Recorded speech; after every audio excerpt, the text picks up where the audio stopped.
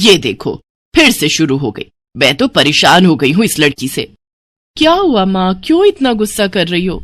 गुस्सा न करूं तो क्या करूं? हाँ, कब से आवाज लगा रही हूँ लेकिन इन मैडम को एक बार में सुनाई कहाँ देता है। ओहो माँ, आप ही देखो ना, मैंने कितना सुंदर डिजाइन बनाया, बस इसी में ध्यान लगा था मेरा, शायद इसीलिए आपकी आवाज सुनाई नहीं दी होगी। अच्छा बताओ क्या काम है, मैं ये बाद में पूरा कर लूंगी। कुछ काम नहीं, खाने की थाली कब से लगा कर रखी है, अब महारानी को फुर्सत मिल गई हो तो चलकर खा लो। अच्छा खाना खाना है, अब आप शुरू करो, मैं बस 2 मिनट में आऊं। हाँ हाँ पता है तेरे 2 मिनट। इतना कहकर हिना की माँ सुमित्रा गुस्से में वहां से चली गई और फिर खाने की मेज पर। अरे क्या हो गया, इतने गुस्से में क्यों हो भाग्यवान? अब आप ही समझा लीजिए अपनी लाडली को, मेरी तो एक नहीं सुनती। हाँ तो क्या हो गया, तुम पे ही तो गई है। आपको मजाक सूझ रहा है? यहाँ मेरा दिमाग खराब हो रहा है, सारा दिन बस मेहंदी के डिजाइन बनाती रहती है और कोई काम ही नहीं है इसे। इसका मतलब वो सच में तुम पर ही गई है। तुम्हें भी तो मेहंदी लगाने का बड़ा शौक था ना इस उम्र में। हाँ, पर मैं घर का सारा कामकाज निपटाने के बाद ये सब करती थी। अरे ये तो खाना पीना भी छोड़कर बैठी है। सुमित्रा अपने पति सुरेश से हिना की शिकायतें कर ही रही थी कि तभी हिना वहां आ गई। क्या बनाया माँ? खुशबू तो बड़ी अच्छी आ रही है। मिल गई तुझे फुर्सत? हाँ माँ, देखो ना मेरा आज का डिजाइन, पापा देखिए ना कैसा है। सच में डिजाइन तो वाकई बढ़िया बनाया है लाडो। ये लाडो बोल बोल कर आपने ही इसका दिमाग खराब करके रखा है। मेरी जान को कितना काम है पता है, ती जा रही है, मगर ये लड़की मेरी बिल्कुल मदद नहीं करती। ओहो, आज सिर्फ खरी खोटी ही सुनाओगी या कुछ खाना भी मिलेगा भाग्यवान? सुरेश की बात सुनकर सुमित्रा की हंसी निकल गई और उसे हंसता देख सभी लोग हंसने लगे। हिना अपने माता पिता की अकेली संतान थी। हिना को बचपन से ही मेहंदी के नए नए डिजाइन बनाने का बड़ा शौक था। वो कागज पर रोज कुछ न कुछ नया बनाने की कोशिश करती और फिर उसे अपने या अपनी माँ के हाथों पर लगाती। हिना के कॉलेज की पढ़ाई भी अब पूरी हो गई थी, तो अब उसके लिए रिश्ते आने भी शुरू हो गए थे। अरे सुमित्रा कहाँ हो, जल्दी आओ। क्या हुआ जी? जरा इस फोटो को तो देखो, कैसा है लड़का? दिखने में तो बहुत ही बढ़िया है। हाँ, वो कानपुर वाले फूफा जी है ना, उन्होंने बताया इस लड़के के बारे में। अपनी हिना के लिए कैसा रहेगा? लड़का काम क्या करता है और परिवार में कौन कौन है? फूफा जी बता रहे थे कि कानपुर में इनका अपना कारखाना है, वहां ये अपना दोने पत्तल और डिस्पोजल वगैरह बनाते हैं। ये अच्छा पैसा कमा लेता है, फूफा जी की रिश्तेदारी में है। हाँ, पर उससे पहले ये फोटो एक बार हिना को तो दिखा दो, उसे लड़का पसंद आ जाए तभी बात आगे बढ़ानी चाहिए ना। अरे हाँ, ये भी सही कह रही हो। लाडो, ओ लाडो, अरे कहाँ है बिटिया? सुरेश ने फौरन जाकर कमल की फोटो हिना को दिखाई तो हिना को भी कमल पसंद आ गया। उधर कमल को भी हिना पहली ही नजर में भा गई और इस तरह से कुछ ही दिनों में कमल और हिना की शादी खूब धूमधाम से हो गई। शादी के बाद कमल और हिना अपनी गृहस्थी में बहुत खुश थे। फिर एक शाम। ये क्या लिख रही हो हिना? लिख नहीं रही हूँ, मेहंदी का डिजाइन बना रही हूँ। अच्छा, पर कागज पर क्यों? प्रैक्टिस तो रोज ही करनी होती है ना, तो इसीलिए कागज पर डिजाइन बनाती हूँ। अच्छा, अब जरा दिखाओ तो सही। अरे वाह, ये डिजाइन क्या सच में तुमने बनाया है? हाँ अच्छा है ना, अब मैंने और भी बनाकर रखे हैं, रुकिए मैं भी लेकर आती हूँ। हिना ने अपने बनाए सारे डिजाइन्स कमल को दिखाए जो कमल को बहुत पसंद आए और उसने हिना की खूब तारीफ की। सब कुछ अच्छा चल रहा था और ऐसे ही हंसी खुशी दिन बीत रहे थे। लेकिन फिर एक सुबह। हेलो, क्या हुआ राठी जी, इतनी सुबह सुबह फोन क्यों किया? सर आप जल्दी से आ जाइए, गजब हो गया, अपनी फैक्ट्री में आग लग गई है सर, सब कुछ जल गया सर, कुछ भी नहीं बचा सर, जल्दी आ जाइए आप। फोन पर अपने मैनेजर की बात सुनकर कमल के पैरों तले जमीन खिसक गई। फैक्ट्री पहुंचा तो देखा वाकई फैक्ट्री पूरी तरह से जल रही थी। तभी एक जलती हुई बड़ी सी लकड़ी कमल पर आ गिरी, जिसकी वजह से वो बुरी तरह झुलस गया। उसे फौरन अस्पताल पहुंचाया गया और यहाँ से सब कुछ बदल गया। फैक्ट्री के काम को बढ़ाने के लिए कमल ने हाल ही में कई सारी नई मशीनें लोन पर खरीदी थी। मशीनें तो नहीं बची, लेकिन लोन चुकाने के चक्कर में पहले कमल की गाड़ी बिकी और फिर घर। मजबूर होकर कमल और हिना अब किराए के मकान में रहने लगे थे। फिलहाल कमल की हालत ऐसी नहीं थी कि वो कोई और काम कर सके। ऐसे में हिना ने घर चलाने का जिम्मा उठाया और वो घर घर जाकर औरतों के हाथों पर मेहंदी लगाने लगी। हालांकि इस काम से उसे बहुत कम पैसे ही मिल पा रहे थे, लेकिन हिना फिर भी पूरी मेहनत कर रही थी। क्या से क्या हो गया ना हिना, मैं किसी काम का नहीं रहा, हम बर्बाद हो गए।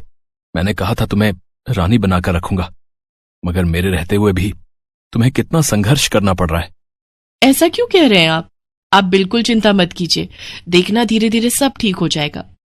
हिना चाहती थी कि वो अपना एक पार्लर खोले, लेकिन फिलहाल ये मुमकिन नहीं था। मेहंदी लगाने का काम भी सीजन पर ही मिल पाता था, तो अब दिक्कत खाने पीने की भी होने लगी। ऐसे में हिना ने एक सेठ के घर मेड का काम करना शुरू कर दिया। और फिर एक दिन, सुन, तुझे कोई मेहंदी वाली पता है क्या? क्यों मैडम? अरे वो तीज आ रही है ना, तो मेहंदी लगवानी थी। हाँ, बाहर इतनी गर्मी है, अब ऐसे में कौन बाहर जाए, तो घर पर ही आकर कोई लगा दे तो बढ़िया रहेगा। अब हाँ मैडम, मैं बहुत अच्छी मेहंदी लगाती हूँ, आप मुझसे लगवा लो। ना ना ना, अगर खराब कर दी तो? तीज की पार्टी है मेरे यहाँ, मेहंदी तो बढ़िया ही लगवानी है मुझे। मैडम आप बिल्कुल चिंता मत कीजिए, और रुकिए, मैं अभी आपको कागज पर मेहंदी का डिजाइन बनाकर दिखाती हूँ, फिर आगे आप ही तय करना। इतना कहकर हिना ने फौरन एक कागज लिया और कुछ ही देर में उस पर एक बहुत ही सुंदर मेहंदी का डिजाइन बना दिया। और फिर, अरे वाह, ये तो सच में बहुत सुंदर है, बिल्कुल नया और बहुत ही खूबसूरत डिजाइन है। अब तो ये डिजाइन मेरे हाथ पर भी सेम टू सेम लगा देगी ना? हाँ मैडम, आप मुझ पर विश्वास कीजिए, मैं बचपन से ये करती आई हूँ। उस दिन हिना ने पूरे मन से अपनी मालकिन के दोनों हाथों पर मेहंदी लगाई। हिना ने जो डिजाइन बनाया था वो एकदम नया था और सुंदर भी। फिर अगले दिन, नमस्ते साहब, वो आपको कुछ? हाँ, मैं तुम्हारा ही इंतजार कर रहा था। ये कल शिवानी के हाथों पर तुम ही ने मेहंदी लगाई थी ना? जी साहब, मैंने ही लगाई थी। अब कोई गलती हो गई क्या मुझसे? नहीं, ऐसी कोई बात नहीं है। बस ये जानना था तुमसे कि मेहंदी का वो डिजाइन कहाँ से देखकर लगाया तुमने? कहीं से नहीं साहब, वो तो मैंने खुद से सोचा था, मैं कभी कहीं से देखकर डिजाइन नहीं बनाती।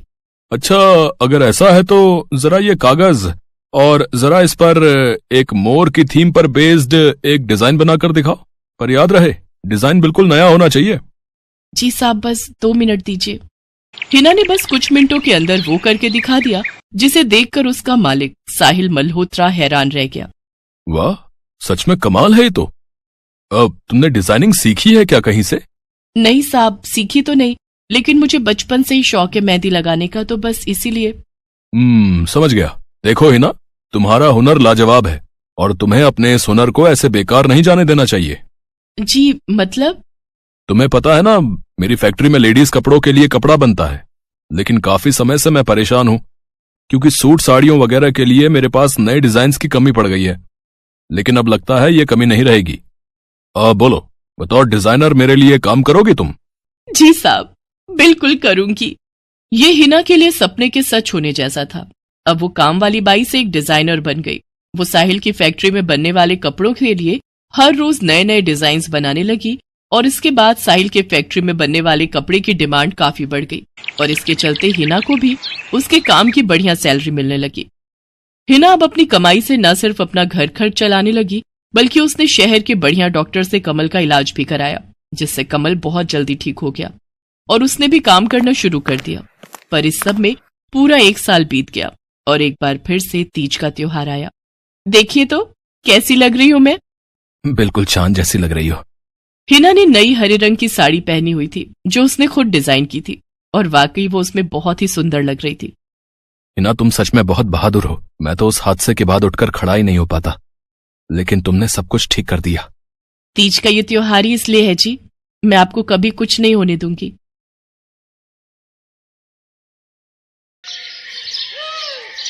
मीरा, ओ मीरा, चल तो जल्दी से आटा गूंथ दे, मैं फटाफट रोटियां सेक दूंगी। नहीं माँ, मैं नहीं गूंथ पाऊंगी, मैंने मेहंदी लगा ली है हाथ पर। क्या? सुबह सुबह तू फिर मेहंदी लगाकर बैठ गई? बड़ी मक्कार है सच में, काम में मदद ना करनी पड़े इसलिए जब देखो मेहंदी लगाकर बैठ जाती है। चल जल्दी से हाथ धोकर आ मेरे पास, मुझे काम पर जाने के लिए देर हो रही है। माँ बस आज कर लो ना, देखो ना मैंने कितनी मेहनत से कितना सुंदर डिजाइन बनाया है। लेकिन जैसे ही उसकी नजर मीरा के हाथों पर पड़ती है, उसका गुस्सा पल भर में गायब हो जाता है। वो मीरा से कहती है, अरे वाह मीरा, तूने तो बड़ी सुंदर मेहंदी लगाई है। हाँ माँ, वो शांति दीदी ने मुझे एक किताब दी थी कल, उसमें बड़े ही सुंदर सुंदर डिजाइन बने हैं, बस उसी में से देखकर लगाई है मैंने। सुंदर है ना? हाँ बहुत सुंदर है। अरे लेकिन मुझे तो ओफो, फिर लगा लिया ना तूने बातों में। पहले से ही देर हो रही है, ऊपर से तू भी मेहंदी लगाकर महारानी जैसे बैठ गई है। माँ, तुम इतना परेशान क्यों होती हो? 1-2 घंटे में जब मेरी मेहंदी सूख जाएगी तो मैं घर के सारे काम कर दूंगी। मीरा की बात मानकर कावेरी काम पर चली जाती है। वो एक बड़ी सोसाइटी के घरों में काम करती थी और इसी काम से कावेरी और मीरा का गुजारा चलता था। कावेरी के पति की कई साल पहले एक सड़क हादसे में मौत हो गई थी। तब से कावेरी पर ही सारी जिम्मेदारी थी। मीरा भी घर के कामों में उसका पूरा हाथ बटाती थी। मीरा को मेहंदी लगाना बहुत पसंद था। उसने अपने घर के पीछे मेहंदी के कई सारे पौधे लगा रखे थे, जिनका वो बहुत ख्याल रखती थी। वो अपने हाथों से मेहंदी के पत्तों को पीसकर अपने हाथों में लगाने के लिए तैयार करती थी। फिर एक दिन, मीरा, हमें इस जगह पर थोड़ी मोड़ी खेती कर लेनी चाहिए। ये मेहंदी के पौधों से कुछ कमाई थोड़ी ही हो रही है।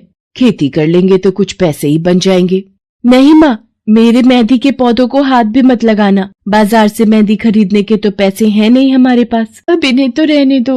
ये कहते हुए मीरा की आंखों में आंसू थे। कावेरी उसके सिर पर हाथ रखते हुए कहती है, मीरा, मैं जानती हूँ तुझे मेहंदी लगाना बहुत अच्छा लगता है, लेकिन बेटा अपनी हालत तो तुझे पता ही है ना। मैं कितनी मुश्किल से। माँ, सब समझती हूँ मैं। जाओ, कर लो जो करना है। इतना कहकर मीरा रोते हुए वहाँ से चली जाती है। कावेरी को उसके लिए बुरा लग रहा था। वो मीरा की मेहंदी के पौधों को कुछ नहीं करती। ऐसे ही कई दिन गुजर जाते हैं। ज्यादा काम करने की वजह से कावेरी की तबीयत खराब रहने लगी। वो बहुत जल्दी जल्दी बीमार पड़ने लगी। तो मीरा ने उससे कहा, माँ, तुम रहने दो, तुम्हें बुखार है, रात भर सोई नहीं हो, मैं चली जाती हूँ काम पर। नहीं मीरा, तू कैसे? ना, नहीं, मैं ठीक हूँ, मैं जाती हूँ। कावेरी जैसे ही उठकर चलने की कोशिश करती है, अचानक उसे चक्कर आ जाता है। मीरा उसे सहारा देकर बिस्तर पर लिटा देती है और उससे कहती है, बस माँ, अब तुम आराम करोगी और काम पर अब से मैं जाऊंगी। कावेरी घर पर रहकर आराम तो कर रही थी, लेकिन वास्तव में उसे अच्छे इलाज की भी जरूरत थी, जिसके लिए पैसे थे नहीं। दूसरी तरफ अब हर रोज मीरा काम पर जाती और लौटकर घर के भी सारे काम उसे ही करने पड़ते थे। इस सब में उसे मेहंदी लगाने का बिल्कुल भी वक्त नहीं मिल पाता था। मीरा, कितने दिन हो गए तूने मेहंदी नहीं लगाई? हाँ माँ, बस मन नहीं कर रहा। अच्छा, मेहंदी लगाने का तेरा मन नहीं? मैं सब जानती हूँ। मैंने बिस्तर पकड़ लिया है और मेरी फूल सी बच्ची पर सारे काम पड़ गए हैं। अब बस बहुत हो गया आराम। मीरा, जा, तू जाकर मेहंदी लगा ले, आज मैं जाऊंगी काम पर। नहीं माँ, तुम कहीं नहीं जाओगी, मैं कर लूंगी सब। और मैं सच बोल रही हूँ, मैं बड़ी हो गई हूँ, ये मेहंदी वेहंदी का मुझे शौक नहीं। इतना कहकर मीरा काम पर जाने के लिए घर से निकल जाती है। कावेरी की आंखों में आंसू आ जाते हैं। मीरा सोसाइटी के कई घरों में काम करती थी। उन्हीं में से एक घर आरती का भी था। उसके घर पर तीज का त्योहार बड़े धूमधाम से मनाया जाता था। तीज की तैयारियों में मीरा भी मदद कर रही थी। इसी बीच, अरे ऐसे कैसे? मैंने सारे रिश्तेदारों को बुला लिया है, मेरी सारी फ्रेंड्स भी आने वाली हैं। मैं क्या कहूँगी उन्हें? फोन पर काफी देर बहस करने के बाद आरती फोन रख देती है। उन्हें उदास देखकर मीरा उससे पूछती है, क्या हुआ मैडम जी, आप कुछ परेशान लग रहे हो? हाँ मीरा, बड़ी मुसीबत हो गई। कल तीज का फंक्शन है, मैंने सबको मेहंदी लगवाने के लिए यहीं बुला लिया है और आखिरी मौके पर ये पार्लर वाली धोखा दे गई। कह रही है कल नहीं आ पाएगी। अब क्या होगा? इतनी जल्दी कौन तैयार होगा सबको मेहंदी लगाने के लिए? मैडम जी, वैसे मैं भी ठीक ठाक मेहंदी लगा लेती हूँ। अरे हाँ, कावेरी ने मुझे बताया तो था एक बार कि तुझे मेहंदी लगाने का बहुत शौक है। वैसे मुझे तो कोई परेशानी नहीं है। तू देख ले बेटा, बहुत सारे हाथ लगाने होंगे और मेहंदी बढ़िया लगनी चाहिए सबके। आप बिल्कुल चिंता मत करिए मैडम जी, मैं सब अच्छे से करूँगी। बहुत दिनों बाद मीरा के चेहरे पर खुशी थी। उसने घर पहुंचते ही मेहंदी के खूब सारे पत्ते तोड़कर पत्थर पर पीसना शुरू कर दिया। ये देखकर कावेरी ने मीरा से कहा, अरे मीरा, शाम हो गई है, अब मेहंदी मत लगा, मौसम भी ठंडा है बेटा। ये मेहंदी मैं अपने लिए नहीं पीस रही माँ, वो 5वें फ्लोर वाली मैडम जी है ना, कल उनके यहाँ लगानी है। अच्छा बेटा, पर ध्यान से बेटा, वो बड़े लोग हैं, कोई गलती ना हो जाए। माँ, तुम बिल्कुल चिंता मत करो, मेहंदी लगाने में मुझसे कभी कोई गलती हो ही नहीं सकती। मीरा खूब सारी मेहंदी तैयार करके अगले दिन आरती के घर पहुंच जाती है। वो अपनी मेहंदी को कोन में भरने लगती है कि तभी आरती की एक फ्रेंड आरती से, आरती, ये किसे बुला लिया तुमने? मैंने जिस पार्लर का नंबर दिया था तुम्हें, उससे बात नहीं हुई क्या? हुई तो थी, लेकिन उसने आखिरी वक्त पर मना कर दिया। तुम बिल्कुल चिंता मत करो, ये मीरा है, मेरी हाउसमेड है ना कावेरी, ये उसी की बेटी है, बहुत अच्छी मेहंदी लगाती है ये। ओफो आरती, तुम भी ना, पार्लर की बात अलग होती है, उन लोगों का मटेरियल ब्रांडेड होता है, मेहंदी के रचने की गारंटी मिलती है वहां से। और इसकी मेहंदी तो मुझे कुछ समझ नहीं आ रही, इस पर तो कोई लेबल तक नहीं है। अगर कुछ गलत रिएक्शन हो गया हाथों पर तो। आप बिल्कुल चिंता मत कीजिए मैडम जी, ये मेहंदी मैंने खुद पीस कर तैयार की है। मेरे पास बहुत सारे मेहंदी के पौधे हैं, इसमें कुछ भी ऐसा नहीं है जो आपके हाथों को नुकसान दे। ना भाई ना, सॉरी आरती, बट मैं अपने हाथों को लेकर कोई रिस्क नहीं ले सकती। तुम सब लगवाओ, मैं तो पार्लर जाकर ही लगवाऊंगी। इतना कहकर आरती की दोस्त शालिनी वहां से चली जाती है। आरती मीरा को इशारा देकर काम शुरू करने को कहती है। अरे वाह, मानना पड़ेगा, इस बच्ची ने कमाल की मेहंदी लगाई है। मुझे तो नहीं लगता कि इस मेहंदी का वैसा रंग आएगा जैसा पार्लर वाली मेहंदी का आता है। अब बस भी करो शालिनी, मेहंदी कैसी रचेगी ये कल तक पता चली जाएगा ना। बच्ची है वो, उसे इस तरह डराओ तो मत। अरे मुझे क्या, मेरे हाथ कौन सा खराब होने वाले हैं, तुम ही लोग लगवाओ और तुम ही भुगतना। शालिनी गुस्से में वहां से चली जाती है। उसे पूरा यकीन था कि मीरा की मेहंदी रचेगी नहीं, साथ ही हाथों पर उसका गलत रिएक्शन भी हो सकता है, लेकिन जो हुआ वो इससे बिल्कुल अलग था। अगले दिन मीरा के घर पर। अरे मैडम जी, आप यहाँ? आपने तो आज काम पर आने के लिए मना किया था ना, मैं इसीलिए नहीं आई। हाँ हाँ, कल तुम कितना थक गई थी, इसीलिए मैंने आने को मना किया। मैं यहाँ तुम्हें काम पर बुलाने नहीं बल्कि किसी और काम से आई हूँ। अंदर नहीं बुलाओगी? अरे माफ कीजिएगा मैडम जी, आइए अंदर आइए। आरती को देखकर कावेरी भी बिस्तर से उठकर खड़ी हो जाती है। आरती के साथ उसकी दोस्त शालिनी भी थी। मीरा उन दोनों को पानी देते हुए कहती है, ये लीजिए मैडम जी, मेहंदी तो ठीक से रची ना मैडम जी? ये तुम्हें मैं नहीं, शालिनी बताएगी। फिर शालिनी अपने हाथ मीरा की तरफ बढ़ा देती है। उसके हाथों पर कई जगह छाले पड़े हुए थे। ये देखकर मीरा उससे कहती है, अरे ये क्या हुआ मैडम जी? मैंने तुमसे मेहंदी नहीं लगवाई, उल्टा तुम्हारा अपमान करती रही, उसी की सजा मिली है मुझे। मैंने सबसे महंगे वाले पार्लर में जाकर मेहंदी लगवाई। मैंने उनसे जोर देकर कहा कि मेहंदी का रंग बहुत बढ़िया आना चाहिए। इस चक्कर में उन्होंने पता नहीं क्या क्या मिला दिया मेहंदी में, और मेरे हाथों का ये हाल हो गया। और दूसरी तरफ तुम्हारी मेहंदी, जिसने भी लगवाई उसके हाथों की रंगत ही अलग है। देखो आरती के हाथ देखो जरा। आरती ने अपने हाथ आगे बढ़ा दिए, जिन पर मीरा के हाथों से लगी मेहंदी का बहुत ही अच्छा रंग चढ़ा था। फिर आरती कावेरी के पास जाकर उससे बोली, बस कावेरी, ये झाड़ू पोछा और बर्तन बहुत करवा लिए तुमने मीरा से, ये अब वो करेगी जो इसे करना चाहिए। जी क्या मतलब मैडम जी? ये अब मेहंदी लगाएगी सबके हाथों पर। हमारी एक दोस्त का अपना ब्यूटी पार्लर है, उसे मीरा का काम और उसकी मेहंदी की क्वालिटी बहुत अच्छी लगी। वो मीरा को अपने यहाँ काम देना चाहती है, अच्छे पैसे भी देगी वो मीरा को, और तो और वहाँ रहकर मीरा पार्लर के दूसरे काम भी सीख पाएगी। आरती की बात सुनकर कावेरी की आंखों में आंसू आ जाते हैं। वो हाथ जोड़कर आरती का शुक्रिया अदा करती है। मीरा भी बहुत खुश थी। अब न सिर्फ वो अपना मेहंदी लगाने का शौक पूरा कर सकती थी, बल्कि अच्छे पैसे कमाकर अपनी माँ का इलाज भी करवा सकती थी। एक समय की बात है, केशवपुर नामक गांव में सरला नाम की एक बूढ़ी विधवा औरत अपने बेटा बहू के साथ रहती थी। सरला की बहू जया स्वभाव से बहुत बुरी थी। वो रोजाना सरला से बात बात पर लड़ती रहती थी। सरला का पति किशन शहर में मजदूरी करता था, इसलिए वो कभी कभी ही गांव आ पाता था। किशन शहर से घर खर्चे के लिए पैसे भेजता तो 2 लिफाफे भेजता, एक अपनी माँ के नाम और एक अपनी पत्नी के नाम। पर जया सरला के पैसे भी अपने पास ही रख लेती थी। ऐसे ही एक दिन, ये सरला देवी और जया जी के नाम के मनी ऑर्डर हैं। लाओ लाओ भैया, जल्दी से मुझे दे दो। ये सरला देवी के हस्ताक्षर करके ही उन्हें मिलेगा। माँ जी आराम कर रही हैं, लाओ मैं अंगूठा लगवा कर लाती हूँ।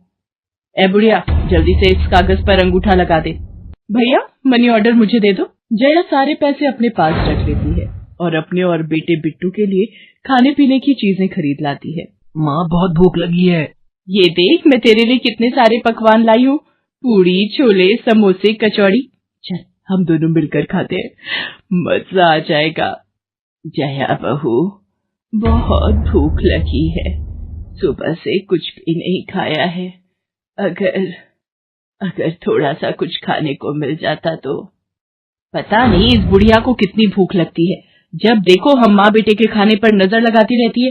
ये ले पकड़, आधी कचौड़ी दे रही हूँ, अब रात तक कुछ खाने को नहीं मिलेगा। और तुझे तो मैंने बोला था कि कपड़े धो देना, तेरे से अभी तक कपड़े नहीं धुले। ये कचौड़ी खाकर चुपचाप सारे कपड़े धो देना, नहीं तो मुझसे बुरा कोई नहीं होगा। बेचारी सरला कचौड़ी का एक टुकड़ा खाकर भला क्या पेट भरती। वो फिर से दोबारा काम पर लग जाती है। एक दिन किशन शहर से वापस आने वाला था।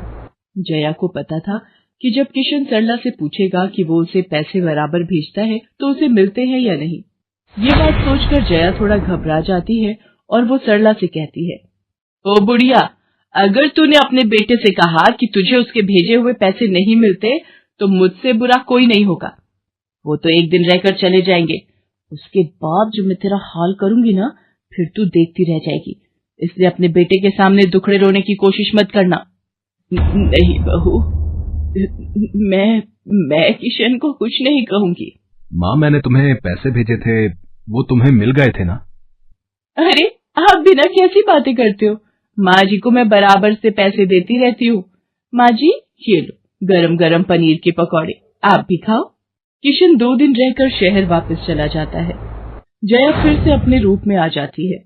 दिन भर सरला काम करके एक दिन चक्की से आटा पिसवा कर लौट रही थी कि अचानक उसे चक्कर आ जाते हैं। रिक्शा में जाती एक लड़की देख लेती है। भैया, इन्हें उठाने में मेरी मदद करो, बेचारी पता नहीं कौन है। सुमन, ये तेरे साथ कौन है? ये रास्ते में बेहोश हो गई थी, मैं इन्हें घर ले आई, लगता है इन्हें होश आ गया है। अब कैसा लग रहा है आपको? मैं ठीक हूँ बेटी, तुम्हारा बहुत बहुत शुक्रिया बेटी। माँ जी, आप इतनी भारी आटे की बोरी अकेले ही उठा कर ले जा रही थी, आपके बच्चे या कोई? सरला की आंखों में आंसू आ जाते हैं, वो रो पड़ती है। माँ जी, कोई परेशानी है तो आप हमसे कह सकते हो, मुझे लग रहा है आप बहुत परेशानी में हो। क्या करूं बेटी, मैं इस जीवन से हार गई हूँ। सरला के दुख का घड़ा फूट जाता है और वो सारा दुख सुमन और बाकी लड़कियों को बताती है। अब इस संसार में जीने की कोई इच्छा नहीं है मेरी। माँ जी, ऐसा मत सोचिए, आप जीवन से यूं निराश मत होइए। अब आप अपनी बहू के पास वापस मत जाना, आप यहाँ हमारे साथ रहो। बेटी, तुम बहुत अच्छी हो, भगवान तुम्हारा भला करे। तुम लोग यहाँ गांव में रहती हो क्या? जी माँ जी, हम मेहंदी वाली हैं, हम लोग मेहंदी लगाने का काम करती हैं और आसपास के गांव और शहरों में मेहंदी लगाने जाती हैं। क्या मैं भी ये काम सीख सकती हूँ? क्यों नहीं, बिल्कुल, और ये तो बहुत अच्छी बात है, हमारे ग्रुप में आप भी जुड़ जाओगे, मैं आपको मेहंदी लगाना सिखाऊंगी। सरला अब उन लड़कियों के साथ ही रहने लगी और कुछ ही समय में वो बहुत अच्छी मेहंदी लगाना सीख गई। इधर जया सरला के कुछ दिन तक वापस न आने से घबरा जाती है। ये बुढ़िया इतने दिनों से कहाँ गायब है, मुझे तो कोई खोज खबर नहीं है। बिट्टू के बापू ने हम सबको अचानक शहर बुलाया है, वहां जाकर अब यही बोलना पड़ेगा कि बुढ़िया की तबीयत खराब थी इसलिए नहीं ला सकी। जया बिट्टू को लेकर किशन के पास शहर पहुंचती है। क्या हुआ जया, माँ तुम्हारे साथ नहीं आई? वो माँ जी की तबीयत कुछ ठीक नहीं थी, इसलिए मैंने उन्हें बोला कि वो गांव में ही रहें, बेकार में सफर करती तो उनकी तबीयत और खराब हो जाती। पर तुमने मुझे अचानक क्यों शहर क्यों बुला लिया? अरे वो हमारे सेठ जी की लड़की की शादी है, इसलिए उन्होंने बोला कि कोई ऊपर के कामों के लिए मिल जाए। मैंने सोचा तुम्हें बुला लेता हूँ, और माँ भी थोड़े दिन के लिए मेरे पास रह लेगी। चलो कोई नहीं, मैं तुम्हें मालकिन से मिलवा देता हूँ।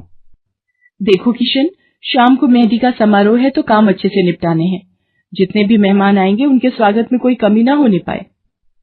आप चिंता मत करो मालकिन, सब हो जाएगा। ये मेरी पत्नी है, मैंने इसे गांव से बुला लिया है, ये सब संभाल लेगी। जया मेहंदी समारोह की तैयारियों में काम करवाने लगती है, सब मेहमान आने लगते हैं। रिचा, मेहंदी वाली अभी तक नहीं आई, कितने बजे का टाइम दिया था? मम्मी, मेरी उनसे बात हो गई है, बस कुछ ही देर में आती होंगी। लो वो आ गई। माँ जी, ये यहाँ कैसे? मेहंदी वाली लड़कियों के साथ? माँ यहाँ? जया, तुम तो कह रही थी कि माँ बीमार है और गांव में है, पर माँ मेहंदी वाली लड़कियों के साथ क्या कर रही है? मुझे कुछ समझ नहीं आ रहा। मैं माँ के पास जा रहा हूँ। माँ, तुम यहाँ इन सबके साथ? किशन बेटा, आप मेरे साथ इधर आइए, मैं आपको सब बताती हूँ। ये लड़की इनको सब कुछ बता देगी। शायद आप नहीं जानते हैं, आपकी पत्नी ने आपकी माँ पर बहुत जुल्म किए हैं, इसीलिए ये बेचारी अपना घर छोड़कर हमारे साथ रहने को मजबूर थी। सुमन किशन को सारी सच्चाई बताती है। सरला की आंखों में आंसू आ जाते। किशन सबके साथ जब घर आ जाता है। जया, तुम्हें शर्म आनी चाहिए, तुमने मेरी माँ के साथ इतना बुरा व्यवहार किया। तुम्हारी वजह से मेरी माँ दर दर भटक रही है। अब तुम मेरे साथ एक पल भी नहीं रहोगी। बिट्टू को मैं पाल लूंगा। अभी के अभी अपने मायके निकल जाओ। ऐसा मत कहो, मैं आप लोगों के बिना कैसे रहूंगी। मुझे माफ कर दो, मुझे माफ कर दो, मेरे से गलती हो गई। माँ जी, मुझे माफ कर दो। किशन बेटा, मैं किसी से भी नाराज नहीं हूँ। जया बहू को माफ कर दे।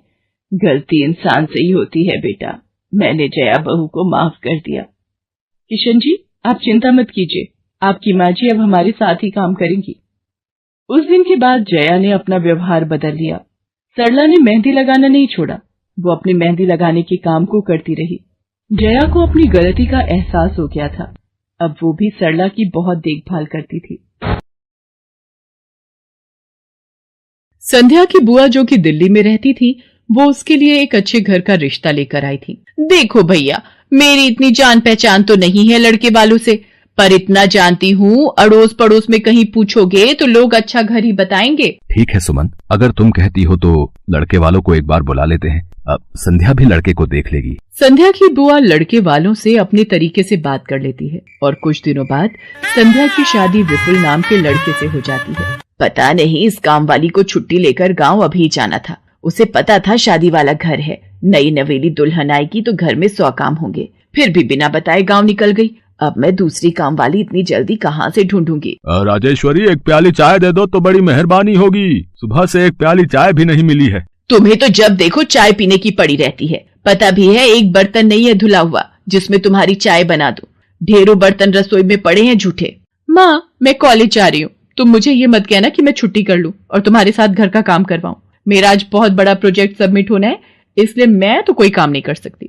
ये लो, अब इसे भी अभी कॉलेज जाना था। अब मैं क्या करूं, कुछ समझ नहीं आ रहा। संध्या की सास राजेश्वरी अभी काम वाली को लेकर परेशान हो ही रही थी। तभी संध्या राजेश्वरी की सारी बातें सुन लेती है और रसोई में जाकर बर्तन धोने लगती है। अरे संध्या बहू, तुम ये रसोई में क्या कर रही हो? हटो हटो हटो, ये झूठे बर्तन तुमसे थोड़ी करवाऊंगी। अभी तुम्हारे हाथों की मेहंदी भी नहीं उतरी। माँ जी, आप परेशान मत हो, मैं थोड़ी देर में ही सारा काम निपटा दूंगी। आप अकेले इतना काम नहीं कर पाओगे। ठीक है, अगर तुम कहती हो तो मैं कोई और काम कर लेती हूँ। माँ, पड़ोस में किसी से पता करो, शायद कोई और काम वाली मिल जाए। मैंने पूछा था, पर अभी किसी भी काम वाली के पास समय नहीं है। पुलकित काम पर चला जाता है। संध्या सारे घर का काम करती है। अब तो रोजाना ही ऐसा होने लगा। काम वाली तो थी नहीं।